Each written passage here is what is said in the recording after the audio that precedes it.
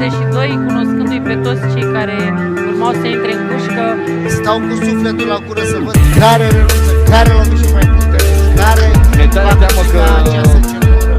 Simeon se va feri pentru că ți-a zis, partea aia obrazului este... Nu s-a ferit, nu a făcut. Nu s-a ferit, dar lovitura asta văd sau stâng acolo unde am casat peste 25 de palme până la momentul actual. Este incredibil câtă voință are Simeon și cât de Vă mult dați seama că e totul la câștige. dublu pentru el față de Alexandru. Mă uit și la Mike Diamond cum va ridica acea centură ca să-i mai motiveze.